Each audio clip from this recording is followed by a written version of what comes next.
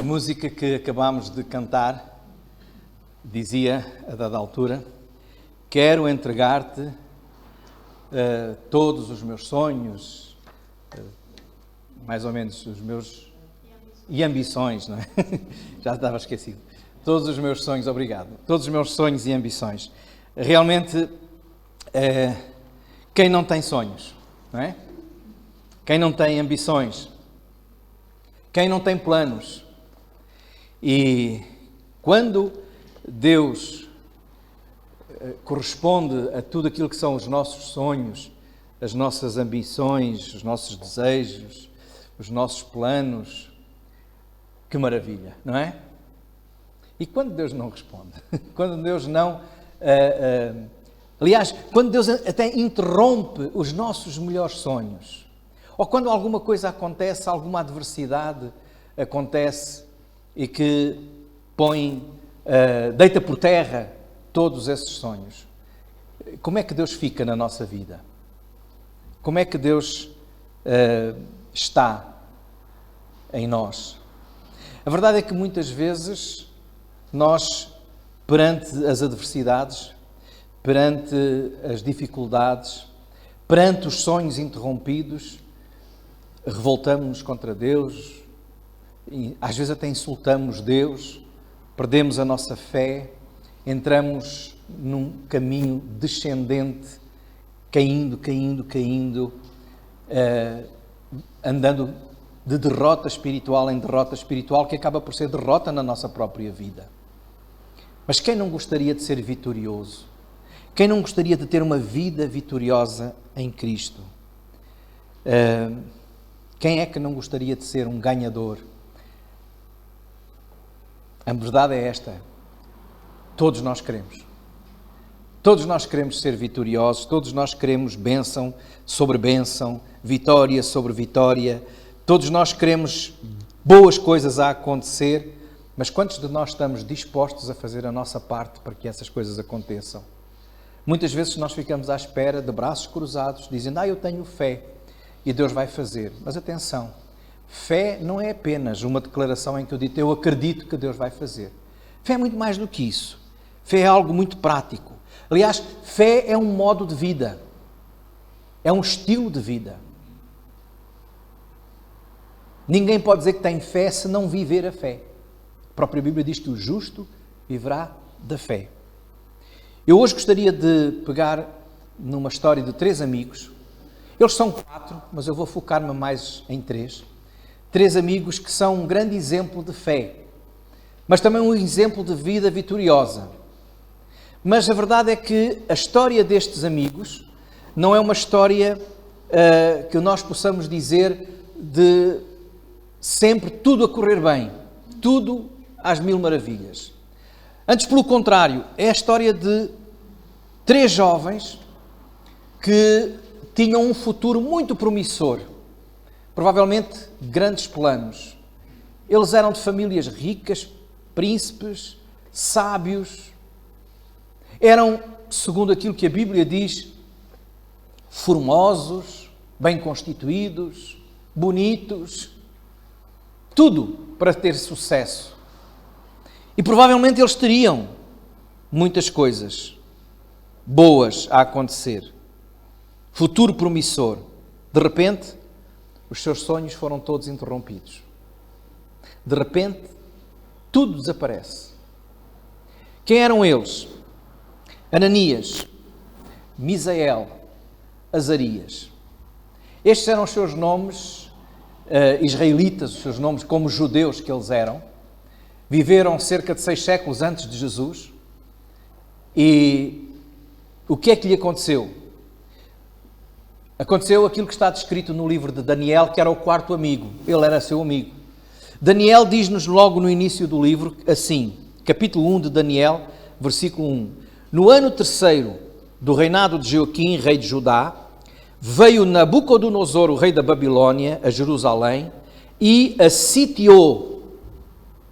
E o Senhor entregou nas suas mãos a Joaquim, rei de Judá, e uma parte dos utensílios da casa de Deus, E ele os levou para a terra de Sinar, para a casa do seu Deus, e pôs lá os utensílios na casa do tesouro do seu Deus. Então, o que é que aconteceu? Irmãos, a cidade de Jerusalém, cidade santa, onde estava o grande templo de Salomão, orgulho dos judeus, foi sitiada, cercada pelo exército babilônico, pelo rei Nabucodonosor, e Jerusalém foi destruída, o templo foi destruído, e muitos dos cidadãos daquela cidade foram levados como escravos para o cativeiro da Babilónia, que iria durar 70 anos. Não foram apenas os mais pobres, foram toda a gente. E entre os príncipes e os homens sábios, nobres, foram 4 jovens que foram levados também para o cativeiro. Então, irmãos, estes jovens, com um futuro promissor, tudo pela frente de bonito, de repente, a sua vida acaba. E eles saem de príncipes para escravos. Como é que os irmãos, como é que eu reagiria na minha vida se acontecesse algo igual? De um momento bom, alto, com tudo, de repente nada. Como é que continuaria a minha fé em Deus? O que é que eu iria dizer acerca de Deus? Sabemos, irmãos, que muitas vezes o que acontece na nossa vida e em muitos cristãos é que enquanto tudo está bem, Deus é bom. Quando tudo está mal, Deus é injusto. A verdade é que estes jovens passaram por muitas dificuldades. Não foi só o facto de terem ido como escravos para o cativeiro, mas a vida deles foi altos e baixos.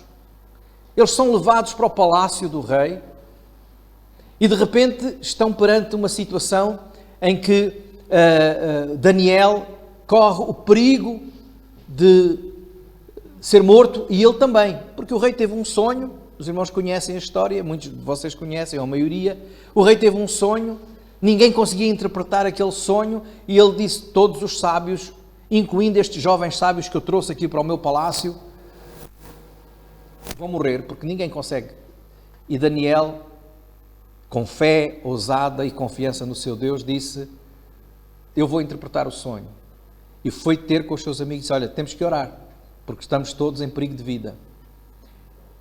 Eles estiveram bem, estiveram mal. Daniel acabou numa cova com leões. Estes jovens, como vamos ver hoje, sabem onde é que foi o fim deles? O fim não. Por onde eles passaram? Pelo forno, pela fornalha a arder.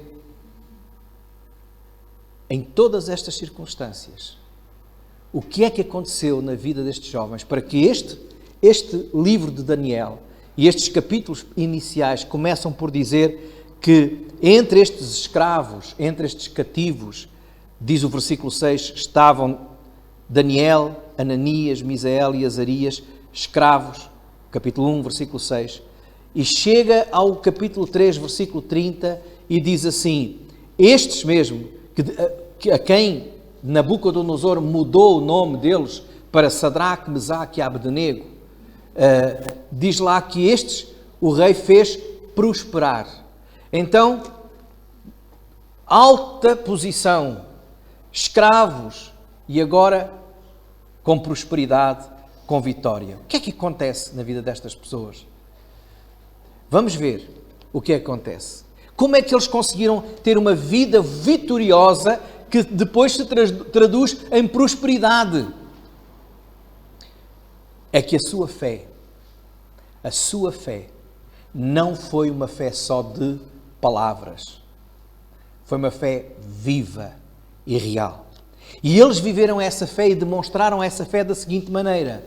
A primeira coisa que eu quero destacar, irmãos, está no capítulo 1 e no versículo 8 e no versículo 12.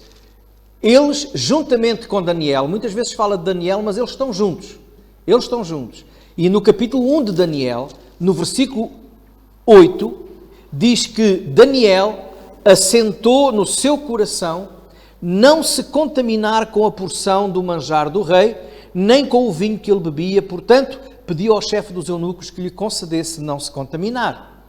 E depois, no versículo 12, diz, e é Daniel também a falar, experimenta, peço-te os teus servos 10 dias, fazendo que se nos deem legumes a comer e água a beber. E então se veja depois. Então o que é que aconteceu? Mas só para, como a história é muito grande, nós temos que resumir, eu vou ler alguns versículos, desafiando sempre os irmãos que leiam a história toda. Eles estavam lá no palácio do rei, o rei escolheu-os para serem, porque eles tinham uma linhagem nobre, porque eles eram sábios, porque eles estavam dentro do perfil que o rei tinha dito, escolhe alguns dos cativos, traz aqui para o meu palácio para eles serem ensinados na língua, nos costumes e para servirem de conselheiros. E leva-os para os seus aposentos, eles têm tudo, comida e bebida à fartura aqui na mesa do rei, e eles recusaram-se a participar daquela comida e daquela bebida, porque eles sabiam que ali se envolvia também muita impiedade, muita iniquidade. E até mesmo, talvez devido a alguns alimentos que eles não comiam e alguns alimentos que envolviam carnes ou sangue e outras coisas que eles, por aquilo que tinham da lei de Deus, não comiam, eles recusaram-se. Mas o que diz aqui é que eles puseram um propósito no seu coração. O versículo 8 diz que Daniel e também os seus amigos, porque eles estavam juntos, puseram um propósito no seu coração. E o propósito foi não abandonar Deus, não se contaminar. Não se contaminar. Vamos pensar. Estávamos tão bem em Jerusalém. Vida boa. Agora, a minha cidade é destruída. O meu povo é conquistado. Somos escravos. E nós servíamos a Deus. Eles podiam muito bem ter dito, olha, já que tudo acabou, Deus fica em segundo lugar. E podiam ter abandonado a Deus. Podiam ter desprezado a lei de Deus e Deus. Mas jamais fizeram isso. Perante a adversidade, perante os sonhos partidos, quebrados, eles permaneceram fiéis a Deus. Permaneceram fiéis ao seu Deus, aos mandamentos desse Deus, colocando no seu coração um propósito. Eu vou viver em fidelidade, eu vou viver em santidade. E aqui está o segredo da vitória na vida do cristão. Um compromisso diante de Deus de viver segundo a palavra de Deus, de viver segundo a vontade de Deus, de viver segundo os padrões de Deus, de não se deixar contaminar com este mundo. Esse era o seu propósito. Manter-se fiéis a Deus. Quantos de nós estamos dispostos a manter-nos fiéis a Deus, mesmo na adversidade? Mesmo na adversidade, eles não abandonaram a sua fé em Deus, porque quando dificuldades surgiram, eles se juntaram para adorar. E no capítulo 2 veio a tal primeira dificuldade que eu já aqui falei. É quando Daniel tem que interpretar o sonho do rei. Ele vai para casa, diz no capítulo 2 e no versículo 17 e 18, ele foi para casa junto com os seus amigos, estes três, e diz, Daniel foi para a sua casa e fez saber o caso a Ananias, Misael e Azarias, seus companheiros, para que pedissem misericórdia ao Deus dos céus sobre este segredo, a fim de que Daniel e seus companheiros não perecessem com o resto dos sábios da Babilónia. Podiam ter desistido de orar. Não vale a pena orar. Orar porque as coisas más acontecem na mesma. Mas eles não desistiram de continuar a colocar em oração nas mãos de Deus toda a sua vida. Eles não abandonaram a sua fé. Muitos cristãos hoje só caminham com Deus, e cristãos no nome, não é? Só caminham com Deus se tudo lhes estiver a correr bem na vida. Quando as coisas começam a correr mal, abandonam a Deus. ou porque alguém muito chegado morreu e ficamos zangados com Deus, duvidamos até às vezes do amor de Deus, às vezes até chamamos Deus de injusto, abandonamos Deus, ou porque o emprego não veio e achamos que Deus não estava atento, que Deus não nos ama. Mas atenção, sempre que alguém diz que Deus é injusto, e eu já ouvi várias vezes dizer, isto é uma grande injustiça, Deus não podia ter feito isto comigo, Deus é injusto, Deus não me ama. Às vezes até criticamos, se Deus fosse assim amor, porque é que Deus permite esta situação? Todas as pessoas que usam este tipo de linguagem estão no fundo a dizer que são melhores do que Deus. O que estão a dizer é, se Deus fosse justo, se Deus tivesse o mesmo padrão de justiça que eu tenho, isto não tinha acontecido. Eu não fazia isto. Deus faz, mas eu não fazia. Então eu estou a dizer, quando digo que Deus está a ser injusto, ou que esta situação é injusta, o que eu estou a dizer é que Deus, eu sou mais justo que Deus, eu sou mais sábio que Deus, eu sou mais do que Deus. A primeira pessoa que disse que era mais do que Deus foi o diabo. E por isso foi expulso. E a sua vida está derrotada, a sua existência. O seu fim é o inferno. E sempre que algum de nós diz que é mais do que Deus e se revolta contra Deus, está a entrar no mesmo caminho de derrota e não de vitória. Então estes homens não abandonaram Deus, mas permaneceram fiéis. Mas, no mundo adverso em que eles estavam, eles não quebraram perante as pressões que sofreram. Estavam conscientes do que é que agradava a Deus, do que é que desagradava a Deus, e eles não se curvaram perante essas situações. Essa é a situação do capítulo 3. O capítulo 3 de Daniel diz que o rei Nabucodonosor fez uma estátua. Versículo 1. O rei Nabucodonosor fez uma estátua de ouro, cuja altura era de 60 côvados e a sua largura de 6 côvados. Levantou-a no campo de Dura, na província de Babilónia. E para abreviar, para os irmãos lerem depois a história, o que é que aconteceu? O rei disse, e o decreto do rei foi, esta estátua, que tinha mais de 30 metros de altura, mais de 3 metros de largura, em ouro, era para que todos aqueles que trabalhavam no palácio, que tinham posições de governo, em linguagem de hoje podíamos dizer, todos os funcionários públicos tinham que comparecer perante aquela estátua e curvar-se diante dela. Nesse grupo, nessas centenas, talvez milhares de pessoas, estavam estes 3 amigos. Não sabemos por que razão Daniel não estava lá, talvez ele estivesse no palácio ou em outra missão qualquer, mas não estava lá. Mas estes 3 amigos estavam lá. E a ordem era, quando a música tocar, quando a orquestra tocar, todos se têm que curvar. E se alguém não se curvar, o seu fim vai ser numa fornalha a arder, e bem quente. Tocou a música. Todos se curvaram. E 3 homens ficaram de pé. Não cederam. Não cederam àquela pressão. Os inimigos de Ananias, Misael e Azarias, a quem Nabucodonosor, o rei da Babilónia, tinha mudado o nome para Sadraque, Mesaque e Abdenego, eles foram acusados pelos babilónicos. Ó rei, houve 3 que não se curvaram. E o rei foi falar com eles e disse, mas vocês, é verdade? Então, ter mais uma oportunidade. E diz lá no capítulo 3 que o rei deu-lhes mais uma oportunidade. Mas deu-lhes mais uma oportunidade dizendo assim, versículo 15. Agora, pois, isto é palavras do rei dirigidas a estes homens. Agora, pois, se estáis prontos, quando ouvirdes o som da buzina, do pífaro, da cítara, da harpa, do saltério, da gaita de foles e de toda a sorte de música, para vos prostrardes e adorardes a estátua que fiz, bom é. Mas, se a não adorares, sereis lançados na mesma hora dentro do forno de fogo ardente. E quem é o Deus que vos poderá livrar das minhas mãos?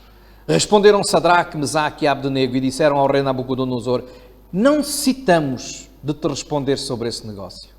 Eis que o nosso Deus, a quem nós servimos, é que nos pode livrar. Ele nos livrará do forno de fogo ardente e da tua mão, ó rei. E se não, fica sabendo, ó rei, que não serviremos a teus deuses, nem adoraremos a estátua de ouro que levantaste. Não quebraram perante as pressões. Grande pressão para que eles se curvassem. Mas eles, conscientes de que se curvassem, estariam a desobedecer a Deus, estariam a desagradar ao seu Deus, eles não se curvaram perante a estátua. Preferiam ser mortos. Mas afirmaram: ó Deus, fica sabendo, nós não vamos fazer isso. Ó Rei, fica sabendo que nós não vamos fazer isso. Mas há um Deus, o nosso Deus. Ele é o que tem poder para nos livrar. Às vezes, irmãos, nós somos colocados em situações onde o nome de Deus é posto em causa. Parece que tudo é contra. Mas será que nós temos a fé viva? A fé que afirma a convicção de que Deus é que nos pode livrar? Sejam quais forem as consequências disso. Este versículo, quem é que pode livrar, fez-me lembrar um episódio que aconteceu comigo aqui há uns anos. Eu ia no meu carro aqui na Marginal e quando passei aqui pela parede, a caminho de Carcavelos, eu ia distraído, ia olhar o mar, não é? Aquela paisagem é bonita, e quando olho de repente o semáforo está vermelho, não é? Está mesmo no vermelho, e eu olhei para todo lado, não há polícia, não há ninguém, e continuei, passei o vermelho. Para surpresa minha, quando eu olho para o lado, estava um homem muito zangado numa moto a refilar comigo, era o polícia. A polícia estava ao meu lado, eu não vi, não é? O senhor vai com muita pressa? Eu disse, não. Então para aí à frente, vamos. Então parámos para ele conversar comigo.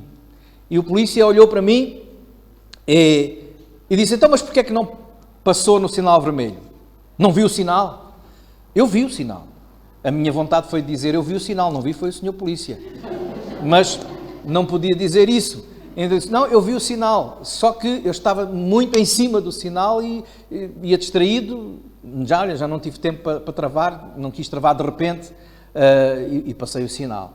Dê-me cá os seus documentos. E ele começou a ver os meus documentos. O meu seguro do carro estava com uma direção, um endereço, a carta estava noutra, não é? E o registro do carro estava noutra, e então eu morava em 3 lugares diferentes, porque ainda não tinha atualizado os meus documentos. Isso dá multa, não é? Então, o que é que o guarda me disse? Você, onde é que mora? E eu disse, pois disse qual era a morada. Pois então, 2 destes documentos estão em infração. É uma coima, por causa do sinal vermelho, mais 2 por causa dos documentos. O que é que você faz? E eu, que vergonha, agora vou dizer que sou pastor. Agora vou dizer que sou pastor. Eu sou pastor. É pastor? Olha, nem Deus o livra desta. Nem Deus o livra desta. E eu disse, Sr. Guarda, isso eu não concordo. Eu mereço, estou em transgressão. Se quiser multar, multe, não posso dizer nada, tem razão. Mas dizer que nem Deus me livra, que se Deus quiser livrar-me, livra-me. Ele, não, nem Deus o livra. Ficou a olhar. Disse, bem, desta vez eu vou livrá-lo. Não é Deus que o vai livrar. Eu vou livrá-lo. Então pode-se ir embora. E eu disse, desculpe, eu vou-me embora, agradeço muito, mas quem me livrou não foi o seu polícia. Você foi usado por Deus e Deus é que me livrou. Eu corri o risco de ele dizer, então espera lá. Mas não, ele não fez isso. Porque Deus é que nos livra. Ele pode usar quem Ele quiser, até o incrédulo, para nos livrar. Mas é Ele, o livramento vem de Deus, sempre. E eu não estou a dizer que transgridam que vão ser sempre assim. Não, não é isso que eu estou a dizer. Eu estou a dizer que nós temos que ser fiéis ao nosso Deus. E dizer quem é aquele em quem nós acreditamos. E estes homens disseram: fica sabendo, ó rei, que não nos curvamos, não vamos ceder às pressões, não vamos dizer outra coisa qualquer a não ser que é Deus quem livra, mesmo que isso venha contra nós. Por isso eles disseram: é Deus que nos pode livrar e Deus nos livrará, e se não, nós não fazemos. Mesmo que Ele não nos livre, nós continuaremos a ser fiéis. Deixem-me fazer uma pergunta aos irmãos, e a mim também. Quais são as estátuas que se colocam diante de nós nos dias de hoje e que o mundo nos pressiona para nós nos curvarmos diante delas? O mundo é um mundo materialista sem Deus. Às vezes o dinheiro fácil, a ânsia, a ganância. Às vezes amigos e colegas que nos afastam de Deus e que nós, para não perdermos esses amigos e esses colegas, nos curvamos perante aquilo que eles querem e andamos com eles e abandonamos a Deus. Os prazeres do mundo, a imoralidade sexual, a mentalidade contemporânea que nos leva muitas vezes a quase que nos pressionam para que a gente diga sim, é bom aquilo que é mau e é mau aquilo que é bom. É este o mundo em que nós vivemos. Quais são as estátuas que se colocam e sobre as quais estamos a ser pressionados para nos curvarmos diante delas? Que cada um de nós possa dizer: Deus é quem me livra e eu não me vou curvar diante dessas estátuas. E com fé, fazer como estes jovens, estes homens, não duvidaram do seu Deus. A Bíblia diz que eles sempre afirmaram a sua fé. E a afirmação corajosa da sua fé pôde acontecer porque eles conheciam quem era o seu Deus. Por isso eles diziam: o meu Deus nos vai livrar. Eles conheciam o poder de Deus. Eles conheciam a vontade de Deus porque conheciam a sua palavra e seguiam essa vontade. Eles diziam: se Deus fizer, Ele é Deus. Se Deus não fizer, Ele é Deus. E confiavam nesse Deus. Irmãos, diz a Bíblia que estes homens tiveram livramento de Deus. Realmente eles não se curvaram e foram postos na fornalha. Quando alguém olhou para dentro da fornalha, no texto do capítulo 3, diz que em vez de ver 3 lá dentro, viu 4. E não era Daniel. Daniel não estava lá. Diz a Bíblia que era um como o Filho do Homem. Um anjo do Senhor. O próprio Senhor Jesus esteve com ele o tempo todo. Nunca abandonou aqueles homens. Deus não nos abandona nos momentos altos e nos momentos baixos. Nos momentos baixos para nos dar força, nos momentos altos para nos quebrar o orgulho e a vaidade. Deus não nos abandona em momento algum. Ele nos garante vitória. A vitória nem sempre é aquilo que a gente pensa. A vitória nem sempre é aquilo que a gente quer. A vitória está identificada na Bíblia. A vitória é a nossa própria fé, que fica firme e que fica de pé. Em 1 João, no capítulo 5 e no versículo 3, é-nos dito que esta é a vitória que vence o mundo, a vossa fé. Esta é a vitória que vence o mundo, a vossa fé.